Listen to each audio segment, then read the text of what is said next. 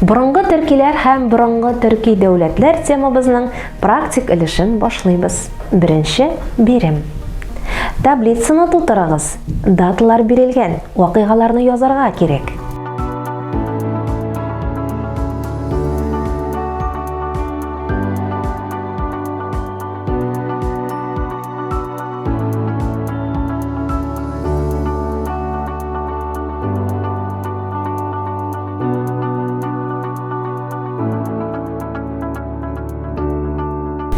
Дөрес җавап. 453 ел. Хуннар арасында ызгыш талаш башлана һәм аларның берлеге таркала. 551 ел. Буман җуҗаннарның барлык төп көчләрен тармар итә һәм каһан дигән дәрәҗә ала. 632 ел. Бөек Болгар иле төзелә. Икенче бирем. Бронзадан ясалган хон казаннарын җентекләп кара һәм кайда табылганын бел.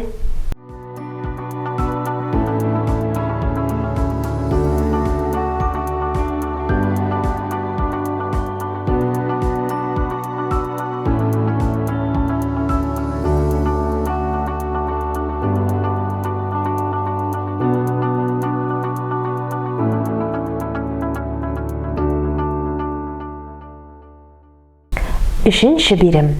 Текстта төшеп калган сүзләрне куеп яз.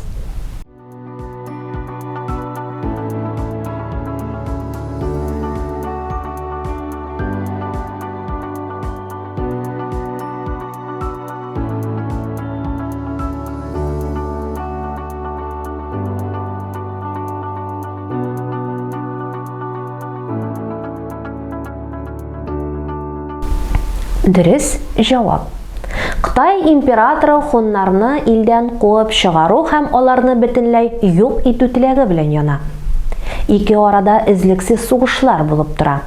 Хуннарның һәм башка күчмә кабиләләрнең һөҗүмен туктатып тору өчен кытайлар илнең төн ягында йөзләрчә чакрымга сузылган биек таш стена төзергә керешәләр.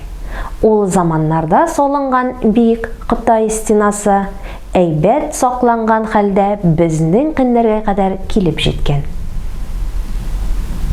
Дүртенче бирем. Борынгы төрки дәүләтләрнең тарихи язмышында нинди охшашлыклар һәм уртаклыклар булуы хакында уйлап, шул заман кешесе исеменнән хикәя языгыз.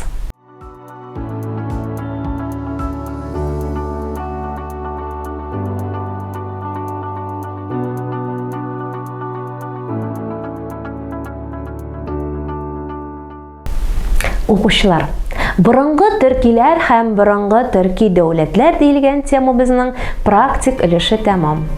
Киләсе онлайн дәресләрдә очрашканга кадәр сау булыгыз.